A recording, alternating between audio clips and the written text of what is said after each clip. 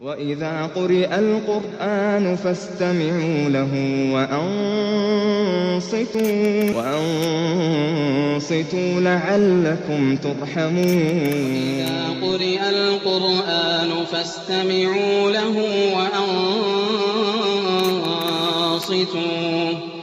وإذا قرئ القرآن فاستمعوا له وأنصتوا لعلكم ترحمون. Assalamu alaikum wa rahmatullahi wa barakatuh. Welcome to Quran Circle 2. I'm Arkam Rashid, your host. Today's topic is ethical guidance, and we have selected some verses from Surah An-Nur.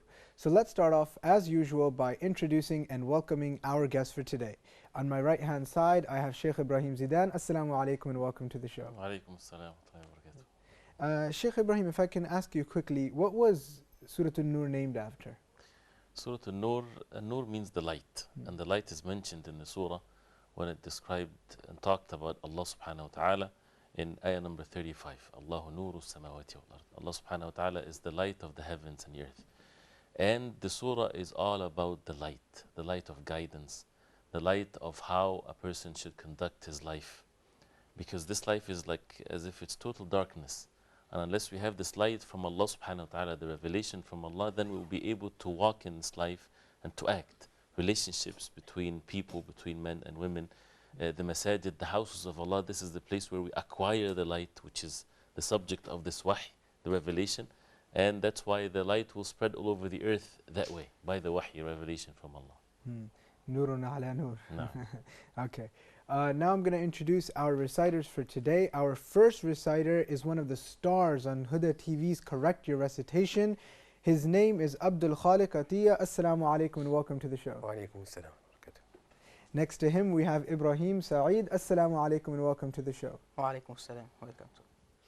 So starting us off today with his amazing recitation is Qari Abdul Khaliq from verse number 27 of Surah An-Nur.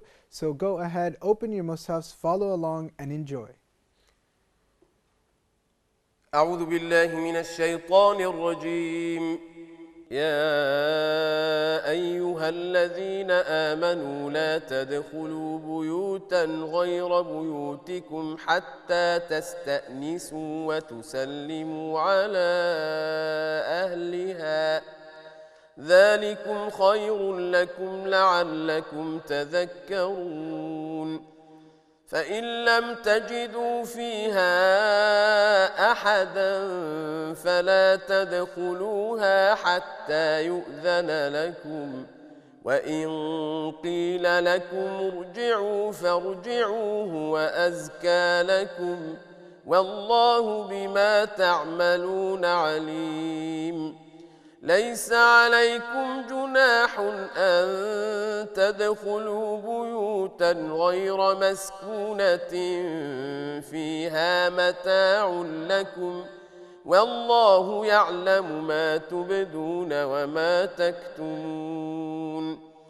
قل للمؤمنين يغضوا من أبصارهم ويحفظوا فروجهم ذلك أزكى لهم، إن الله خبير بما يصنعون. وقل للمؤمنات يغضضن من أبصارهن ويحفظن فروجهن ولا يبدين زينتهن إلا ما ظهر منها ولا يبدين زينتهن إلا ما ظهر منها وليضربن بخمرهن على جيوبهن ولا يبدين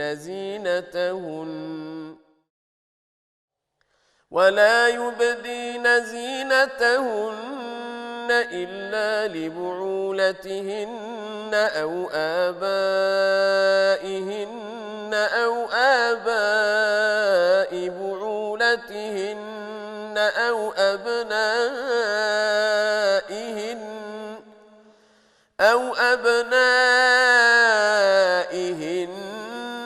أو أبناء بعولتهن أو إخوانهن أو بني إخوانهن أو بني أخواتهن أو نسائهن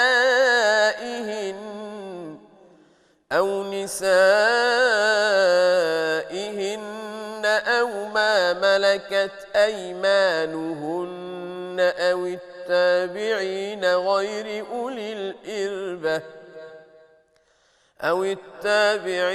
غير أولي الإربة من الرجال أو الطفل الذين لم يظهروا على عورات النساء ولا يضربن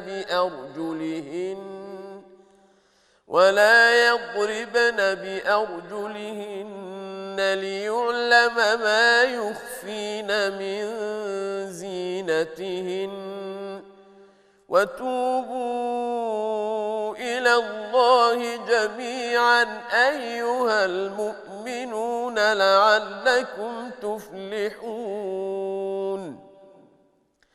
وأنكحوا الأيام منكم والصالحين من عبادكم وإمائكم إن يكونوا فقراء يغنهم الله من فضله والله واسع عليم وليستعفف الذين لا يجدون نكاحا حتى يغنيهم الله من فضله والذين يبتغون الكتاب مما ملكت أيمانكم فكاتبوهم إن علمتم فيهم خيرا وآتوهم مما لله الذي آتاكم ولا تكرهوا فتياتكم على البغاء إن أردنا تحصنا لتبتغوا عرض الحياة الدنيا ومن يكرهن فإن الله من بعد إكراههن غفور رحيم ولقد أنزلنا إليكم آيات مبينات ومثلا من الذين خلوا من قبلكم وموعظة للمتقين الله نور السماوات والأرض مثل نوره كمشكاة فيها المصباح في الزجاجة كأنها كوكب دري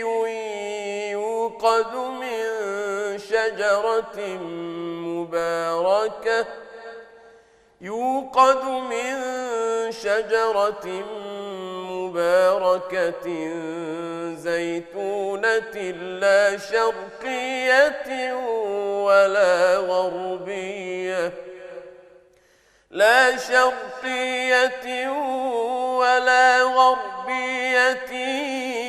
يكاد زيتها يضيء ولو لم تمسسه نور على نور يهدي الله لنوره من يشاء ويضرب الله الأمثال للناس والله بكل شيء عليم في بيوت أذن الله أن ترفع ويذكر فيها اسمه يسبح له فيها بالغدو والآصال رجال لا تلهيهم تجارة ولا بيع عن ذكر الله لا تلهيهم تجارة ولا بيع عن ذكر الله وإقام الصلاة وإيتاء الزكاة يخافون يوما تتقلب فيه القلوب والأبصار ليجزيهم الله أحسن ما عملوا ويزيدهم من فضله ليجزيهم الله أحسن ما عملوا ويزيدهم من فضله والله يرزق من يشاء بغير حساب والذين كفروا أعمالهم كسراب بقيعة يحسبه الظمآن ماء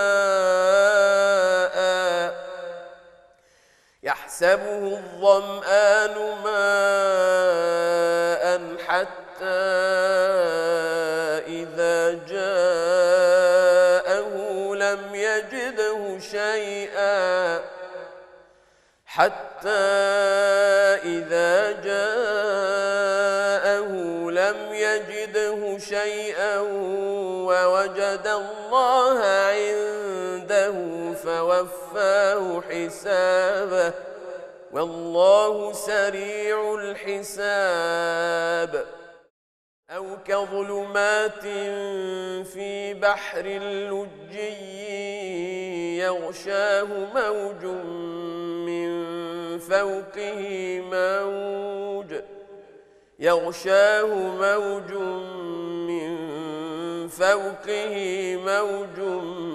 من فوقه سحاب ظلمات بعضها فوق بعض إذا أخرج يده لم يكد يراها ومن لم يجعل الله له نورا فما له من نور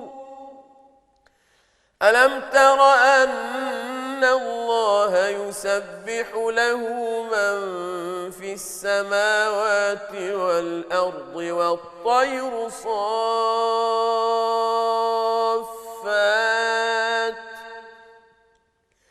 ألم تر أن الله يسبح له من في السماوات والأرض والطير صافات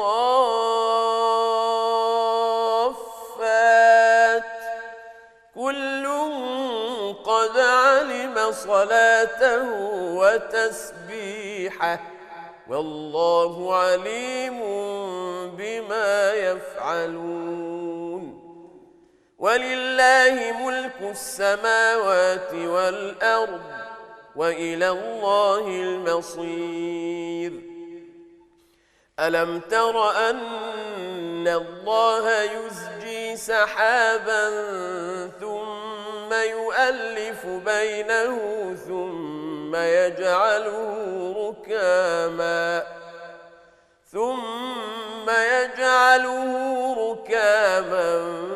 فترى الودق يخرج من خلاله وينزل من السماء من جبال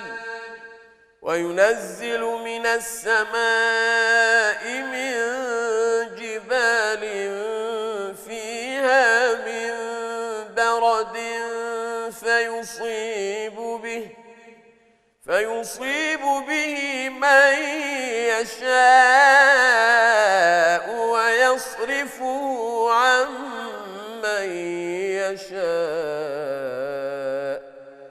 يكاد سنا برقه يذهب بالأبصار يكاد سنا برقه يذهب بالأبصار يقلب الله الليل والنهار يقلب الله الليل والنهار إن في ذلك لعبرة لأولي الأبصار والله خلق كل دابة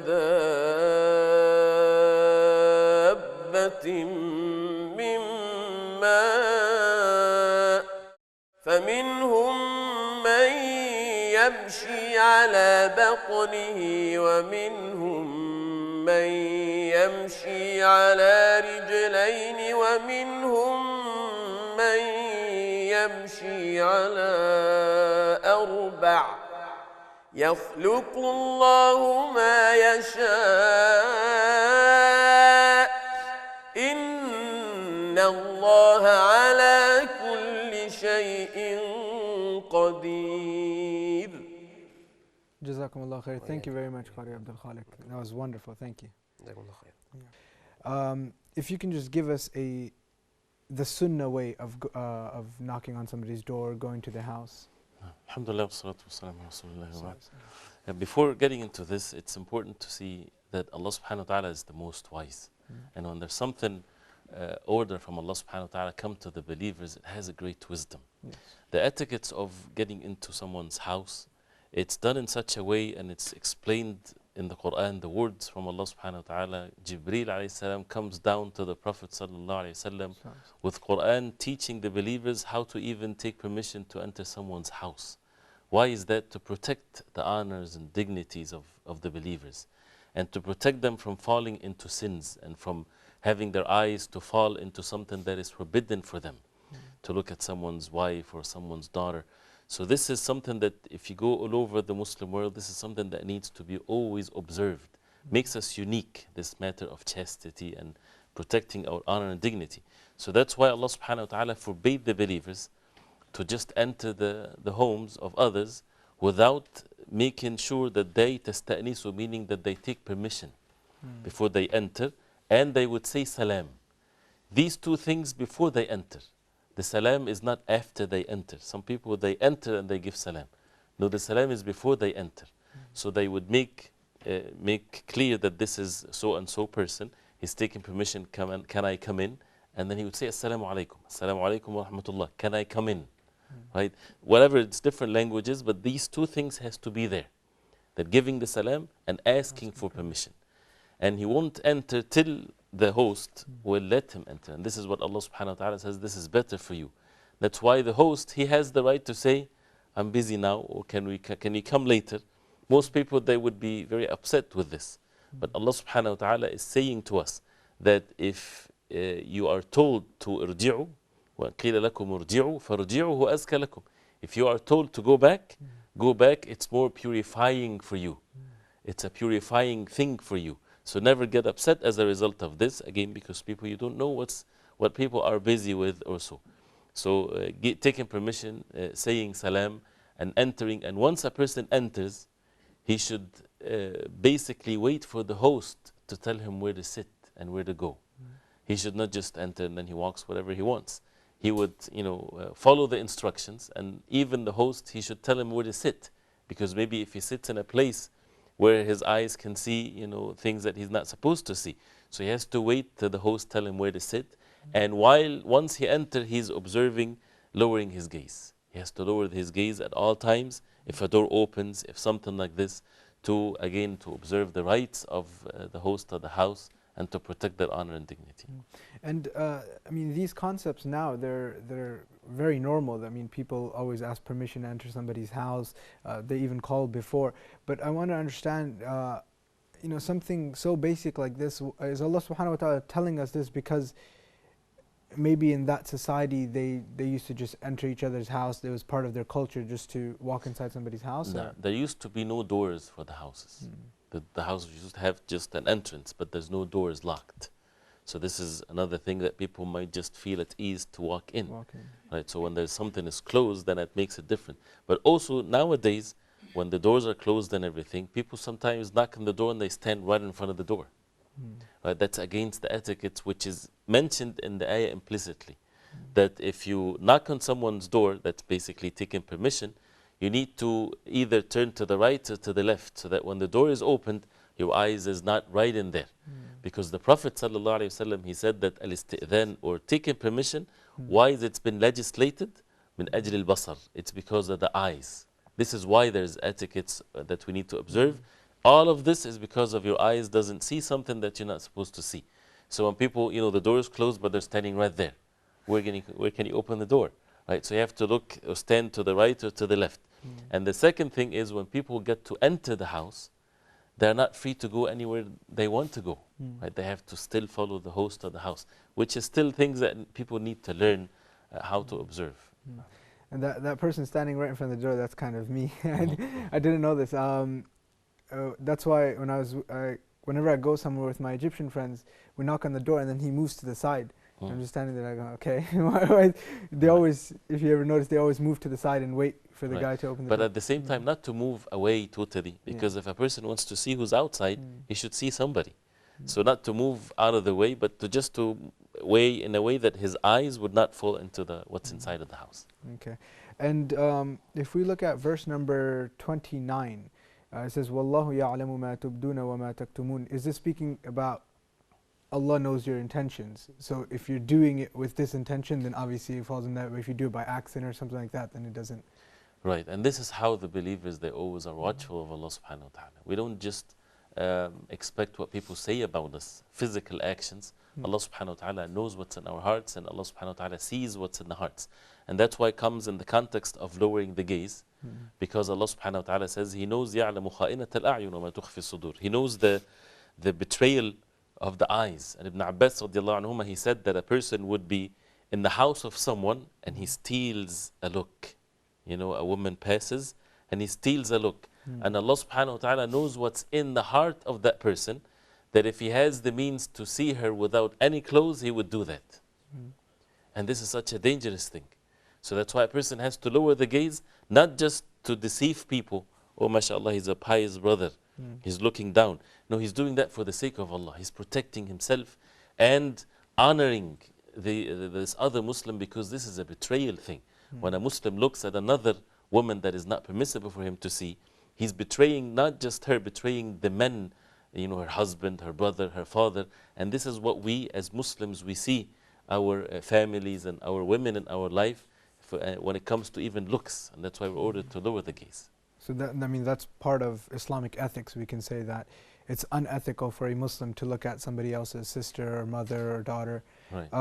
Why does Allah start with, just the last question before we go to the break, why does Allah start with قُلْ لِلْمُؤْمِنِينَ and then lower their gaze, and then He says قُلْ لِلْمُؤْمِنَاتِ lower their gaze? No, Allah subhanahu wa ta'ala ordered the believers and then the female, the males and the females. And actually what's important is that the order is not to the believers in general. This was mentioned specifically for men and then mentioned again for women, to make sure that nobody would have an ambiguity in it. Oh, it's maybe for men only or for women only. But of course men, they are asked more because the matter is more stressed for them. Men in general, they are seekers of women. And women, with her fitrah, she is to be sought. Nowadays actually the fitrah, sometimes it's mixed. And it's distorted, but this is the norm of the human beings. So that's why the order for men is more stressed. They need to lower their gaze, and they are the ones that are outgoing, going outside, working and so on. And that's why Muslims, they need to be patient. People might ridicule you. They say, why you're looking down and things like this. This is part of our ethics, and this is something that we need to observe, because this is the order of Allah subhanahu wa ta'ala. And also for the females, for the women, they are ordered by Allah subhanahu wa ta'ala to lower their gaze, not just for the men. And you would see this, it's a very strange thing. Sometimes you would find the brother lowering his gaze, but the sister, she's just looking right there. this is not permissible, they both need to lower their gaze. And they only see what is permissible for them to see. Okay. Sheikh, we'll continue this conversation right after we go for a short break. Dear viewers, stay tuned, because as soon as we come back, we will continue with the recitation of Surah An-Nur until the end of the surah, and then we will continue our conversation on ethics. So stay tuned. وإذا قرئ القرآن فاستمعوا له وأنصتوا لعلكم ترحمون وإذا قرئ القرآن فاستمعوا له وأنصتوا لعلكم ترحمون. Welcome to Quran Circle 2.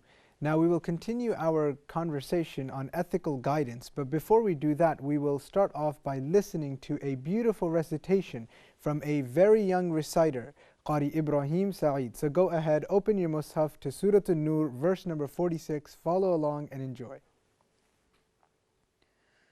أعوذ بالله من الشيطان الرجيم لقد أنزلنا آيات مبينات والله يهدي من يشاء إلى صراط مستقيم ويقولون آمنا بالله وبالرسول وأطعنا ثم يتولى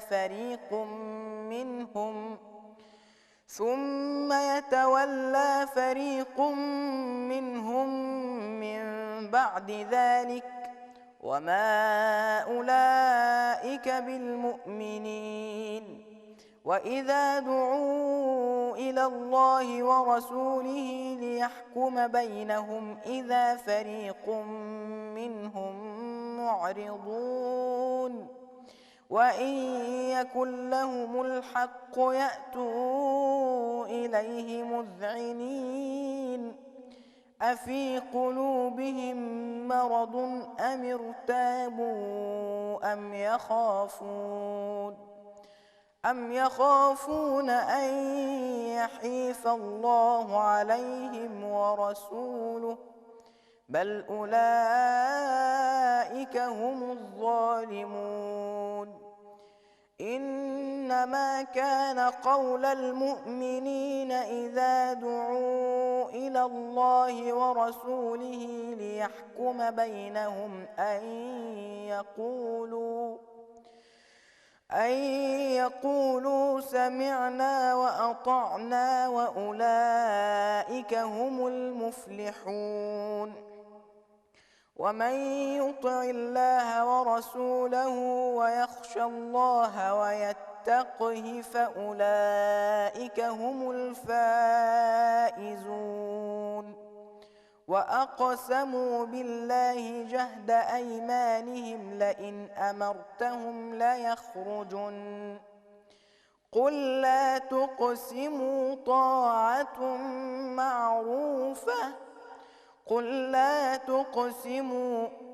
طاعة معروفة إن الله خبير بما تعملون قل أطيعوا الله وأطيعوا الرسول فإن تولوا فإنما عليه ما حمل وعليكم ما حملتم وإن تطيعوه تهتدوا وما على الرسول إلا البلاغ المبين وعد الله الذين آمنوا منكم وعملوا الصالحات ليستخلفنهم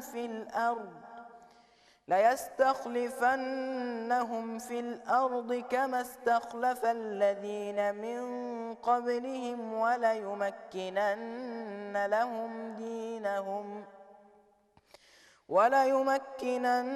لهم دينهم الذي ارتضى لهم وليبدلنهم من بعد خوفهم أمنا يعبدونني لا يشركون بي شيئا ومن كفر بعد ذلك فأولئك هم الفاسقون وأقيموا الصلاة وآتوا الزكاة وأطيعوا الرسول لعلكم ترحمون لا تحسبن الذين كفروا معجزين في الأرض ومأواهم النار ولبئس المصير يا أيها الذين آمنوا ليستأذنكم الذين ملكت أيمانكم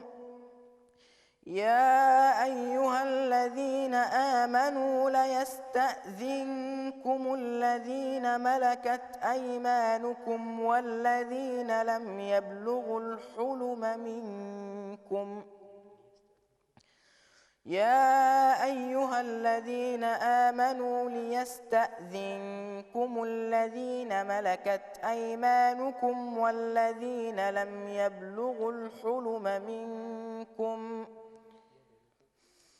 يا أيها الذين آمنوا ليستأذنكم الذين ملكت أيمانكم والذين لم يبلغوا الحلم منكم 3 مرات من قبل صلاة الفجر وحين تضعون ثيابكم من الظهيرة ومن بعد صلاة العشاء 3 عورات لكم ليس عليكم ولا عليهم جناح بعدهن طوافون عليكم بعضكم على بعض كذلك يبين الله لكم الآيات والله عليم حكيم وإذا بلغ الأطفال منكم الحلم فليستأذنوا وإذا بلغ الأطفال منكم الحلم فليستأذنوا كما استأذن الذين من قبلهم كذلك يبين الله لكم آياته والله عليم حكيم والقواعد من النساء اللاتي لا يرجون نكاحا فليس عليهن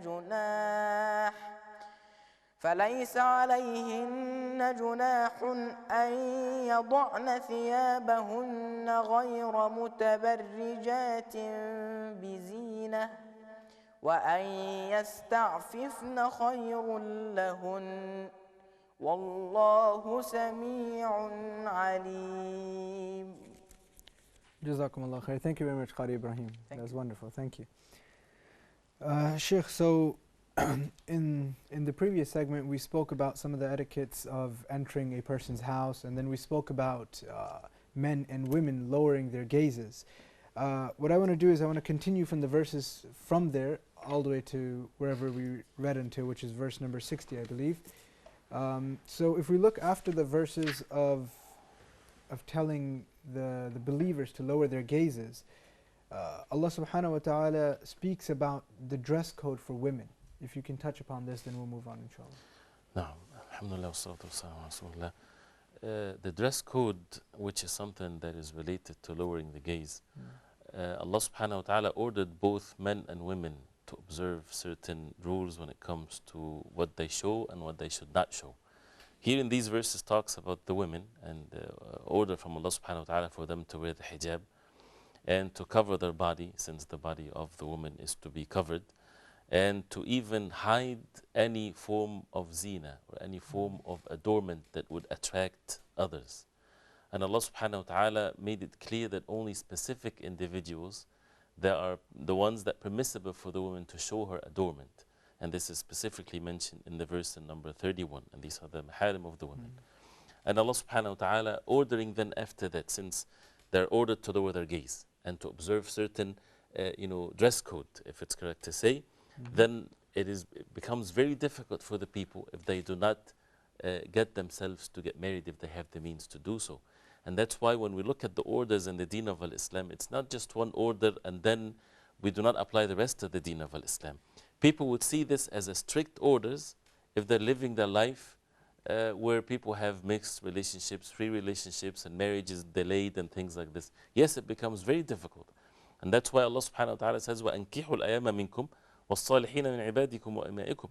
Get them married, right? Because now the matter becomes very strict for them to have any enjoyment when it comes outside of the fold of the marriage. Therefore, the encouragement here is to get married. And this is one of the wisdom behind all of these rules, so that the marriage as an institute becomes very strong. Otherwise, why would people get married then if they can fulfill their desires elsewhere? That's what we see in the West and many parts of the world. For us as Muslims to get married when a person is young, this is something that is recommended, and the Prophet ﷺ stressed that to the young people. And with all of these orders, and then comes into the verses that talks about Allah subhanahu wa ta'ala being the nur, being the light of the heavens and the earth. This is all related. And if a person wants to receive the light from Allah subhanahu wa ta'ala, a person needs to believe in Allah subhanahu wa ta'ala that He's the only one worthy of worship, and following the orders of Allah subhanahu wa ta'ala. Otherwise, this light will go away from the hearts of the people when they commit sin, especially with their eyes and so on. Okay. Sheikh, if we can come to verse number 37. It speaks about people who don't busy themselves with trade and buying and selling. What is this ruling that we can extract from this verse? No. This ruling came right after the ayah that talks about Allah subhanahu wa ta'ala being the light of the heavens and earth. And as the ulama, they say, the next verse talks about في بيوت أذن الله أن ترفع, in houses that Allah subhanahu wa ta'ala gave the permission for it to be erected, the masajid. So as if the verses is saying this is the places where the light of Allah subhanahu wa ta'ala for people to acquire. And that is to make their salah, to establish their salah in the masajid. The masjid is an essential part of the Muslim life. And therefore, when it comes to the masajid, the most important act to be observed is the 5 daily salah. 5 daily salah. Being in the masjid, this is the job of the men in this life. And they do everything else to make it easy for them to go to the masjid, not the opposite. And that's why the ayah says these are men, the people that are in the masajid, in the houses of Allah. They are men, that's why it's not obligatory for the women. And there are men that the tijara or the trade and buying and selling does not take them away from the remembrance of Allah subhanahu wa ta'ala and establishing the salah and giving the zakah. Why? Because they fear a day when everything will be changed. And that's why it's a mandatory thing for men to go to the masjid, to go to the houses of Allah, and to observe the obligatory salah the way the Prophet sallallahu alaihi wasallam did. Otherwise, the more the person away from the masjid, the more or the less light that the person acquired. And if the person is in darknesses, that means he's deviated. That means he's not knowing what is right and what is wrong. So this is the minimum requirement for a good Muslim, that the Muslim men are in the masajid, and the Muslim women, they observe the hijab. And the hijab is a way of life, is not just a piece of clothing. And they're away from the eyes of men, away from the free mixing and so on. And this is how the family unit in Islam is very strong to establish the deen of Allah. You have to be careful that the enemies of Allah subhanahu wa ta'ala, they know that, and they try to break that among the Muslim ummah, to take the men away from the masajid, and to take the women away from their homes and away from their hijab, so that then everything else becomes easy for them to follow the ways of the disbelievers. And one thing you mentioned was that this verse comes after a very beautiful verse, which is Allahu Nuru Samawati wal Ard. We can get one of the reciters, inshallah, if Qari Abdul Khaliq doesn't mind reciting for us Allahu Nuru Samawati wal Ard, that one ayah, please.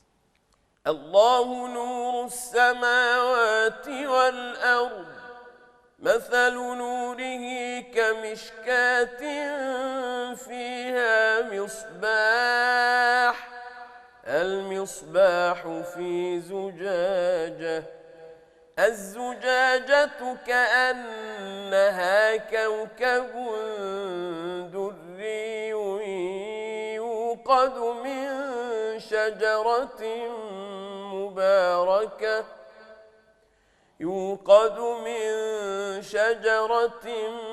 مباركة زيتونة لا شرقية ولا غربية يكاد زيتها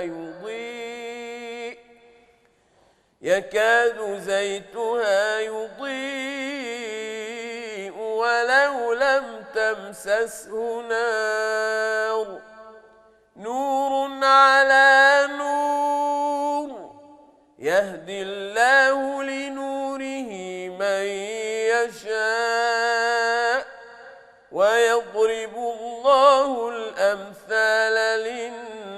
للناس والله بكل شيء عليم. Jazakallah khair. Thank you very much, Qari Abdul Khalik. Thank you. Sheikh, if you could just give us a brief tafsir of that verse and then we'll move on with our conversation, inshallah. This beautiful verse, Allah subhanahu wa ta'ala is stating the fact that He is the Nur, He is the light of the heavens and the earth. And one of the names of Allah subhanahu wa ta'ala is An-Nur. And then He gave an example or a parable that people can understand, but nothing is the like of Allah subhanahu wa ta'ala. And the like of the Nur, of the light of Allah subhanahu wa ta'ala, something that makes the light something that is so pure. It's a place where you have in the side of a wall or in the side of a tree, where it has a lamp, and the lamp is in the glass, and the glass is like a star, and it's giving the light, or the light is coming from a zaytuna, from olive, which is something that is so pure, and that the zayt or the oil itself, it's almost to be lit without even having fire there.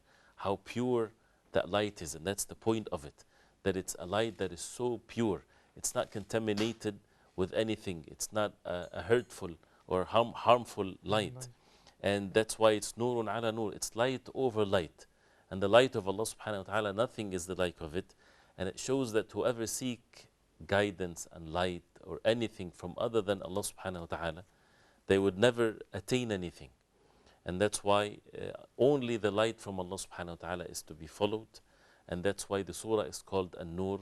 And that's why it's not just the physical light, but also the non-physical light in this life, that everything in this life, everybody is in total darkness, unless they have a share of that light, which is the revelation from Allah subhanahu wa ta'ala. Thank you for that, Sheikh. Now, one of the things that are mentioned in, I think, 2 of the verses was about sami'na wa ata'na. And this concept of when you hear what God has told you to do, or when you hear what the Prophet ﷺ has told you that God has commanded us to do, then we say sami'na wa ata'na and conduct this. But obviously we don't live in the time of the Prophet ﷺ. What I want to know is that, say for example, somebody tells a Muslim that this is part of Islam, or this is what the Prophet ﷺ told you to do. Does he have to verify that, or is he obligated to do it right there and then? No, if a person is someone that is of no knowledge or weak in knowledge, then he should make sure that he takes that knowledge from someone that he trusts his knowledge. So if the one that told him this is a scholar in the deen of Islam, someone that he trusts his knowledge in his religion, then he should take that. But if he has doubts, or if the person is not a knowledgeable person, not a scholar in the deen of Islam, then he needs to verify. Especially we're living at a time when anybody can share anything, and everybody can have access to anything. So people, for example, circulating mails or whatever there is, and they're saying this is from the deen, this is what the Prophet ﷺ said. People should not take that for granted. They need to make sure that it's authentic, because it's basically the difference between light and darknesses. If something sounds good, but it's not what the Prophet ﷺ said, or before that what Allah subhanahu wa ta'ala said, it's not light, it's darkness, right? And that's why we don't really see what is light and what is darkness based on our ability and our intellect. Otherwise, the disbelievers, many of them, they are very smart, but they're not able to see what is right and what is wrong. So what is right and what is wrong is what Allah subhanahu wa ta'ala revealed to His Messenger sallallahu alayhi wa sallam. It's part of the faith. If we believe that Allah subhanahu wa ta'ala is the only one worthy of worship, then we listen and we obey. And that makes this ummah unique. This is, you can put a title for this ummah, this is the ummah of sami'na wa ata'na. We listen and we obey. The nations before, Allah subhanahu wa ta'ala condemned them, because they would say sami'na wa asayna. We listen and we disobey, as Bani Israel and others. So this is what makes this ummah unique, and this is what the strength that Allah subhanahu wa ta'ala would give, and the support and the help to this ummah. Once it's not as strong, once they turn away from this clear way of life, of sami'na wa ata'na, we listen, we obey, then all kinds of punishments and misery can afflict them in this life and in the hereafter. Okay, and if we look at verse number 56, and many verses in the Quran in general speak about these 2 pillars of Islam, which is aqimu as-salah and wa'atu az-zakah. And many other places in the Quran you also find to establish prayer and to give zakat. This is one of many ayahs, like we said. What I want to know is, why is it considered unethical in Islam if a person doesn't pay his zakah or doesn't pray his salah? It's unethical because it's disobedience to Allah subhanahu wa ta'ala. This is what ethic and non-ethical in Islam. It's about obedience to Allah subhanahu wa ta'ala, even when we conduct ourselves towards one another, because it's all for the sake of Allah. When it comes to establishing the salah, someone that is betrays the covenant between him and Allah subhanahu wa ta'ala, how can he be trusted in anything else? Right? This is another thing. So the one that doesn't pray, we don't trust him, basically, because he needs to basically fulfill the covenant between him and Allah subhanahu wa ta'ala first. And the same thing when it comes to zakah. Zakah, the small portion of one's wealth, and it's not from everybody, like taxes. This is for only specific people, those who are considered to be rich, and they're not really in need of this money. The small portion of zakah, this is not this person's money. And that's how the ethical part of it is. This is belong to the poor and not belong to you. So when you're giving it, you're not doing a favor to the poor. You're doing a favor to yourself. You're purifying your own wealth. So you won't have this attitude of arrogance, or I'm benefiting others, or I'm doing a favor to the poor by giving my zakah. This is unethical in Islam, because we're supposed to do it with humbleness. This is the right of the poor. This is their right, and this is something that is good for you to purify yourself. So you give it with love, with humbleness, that you be the one that is looking for the poor and not humiliating the poor, and so on and so forth. So it's all part of this ethics, and that's why when Allah subhanahu wa ta'ala in the previous verses, talking about those hypocrites, those when they are called to Allah and His Messenger sallallahu alayhi wasallam, they turn away. And then Allah subhanahu wa ta'ala questioned what's in their hearts, why they're turning away. They have to choose one of three.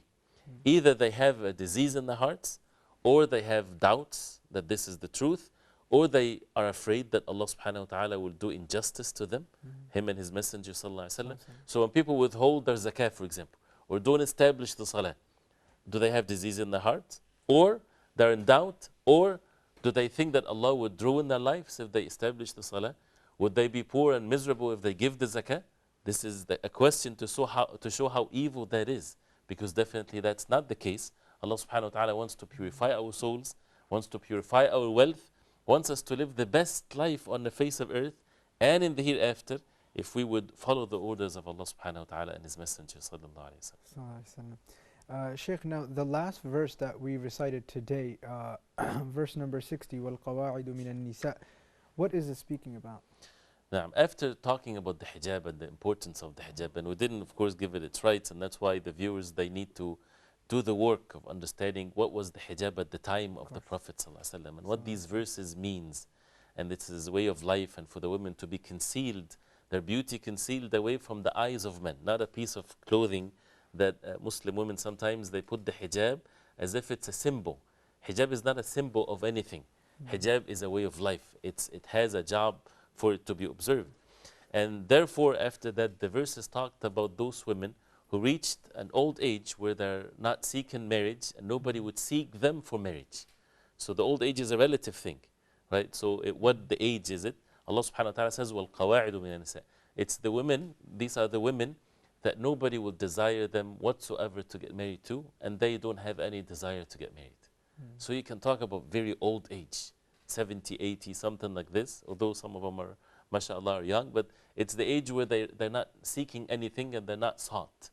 So if this is where Allah subhanahu wa ta'ala gave them the permissibility to relax a little bit some of the orders of the hijab, not to take the hijab off, but to relax it a little bit. If she shows her face, if she shows part of her arm, things like this, and it doesn't cause any fitna or any sins from the people.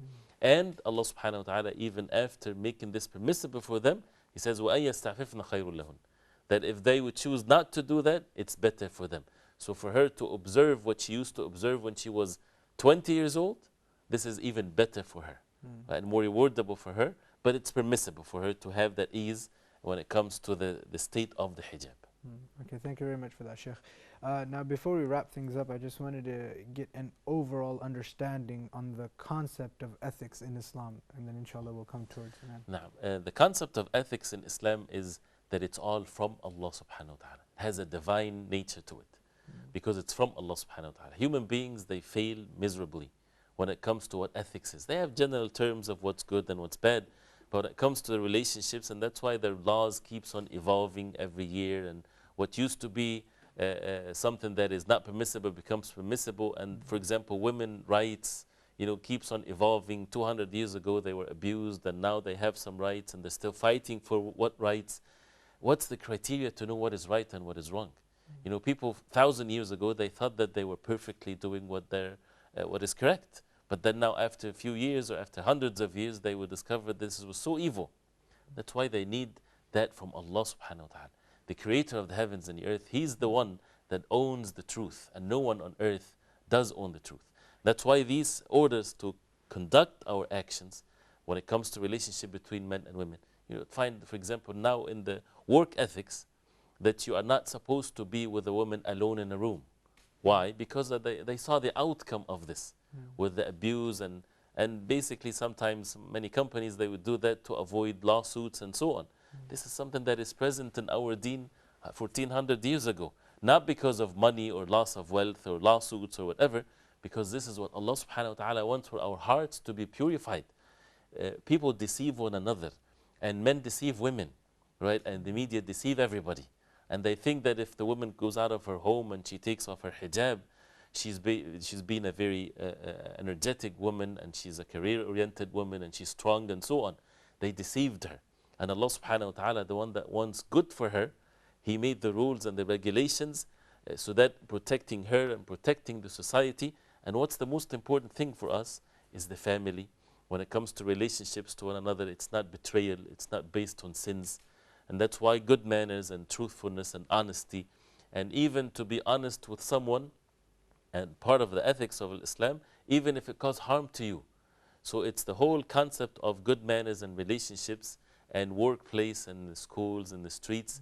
We have everything to govern the whole entire life according to what Allah subhanahu wa ta'ala wants from us. All right, thank you very much, Sheikh. That brings us to the end of today's episode. So once again, I want to thank you for coming out here and sharing your beautiful wisdom with us. Thank you, Sheikh. And I want to thank both of you, Qari Ibrahim and Qari Abdul Khaliq, for coming out here and sharing your amazing recitations with us. Thank you. Thank you. Dear viewers, I hope you guys enjoyed today's episode. We hope to see you for many more episodes of Quran Circle 2. And until then, may God bless us all. Assalamu alaikum wa rahmatullahi wa barakatuh. قل إن اجتمعت الإنس والجن على أن يأتوا بمثل هذا القرآن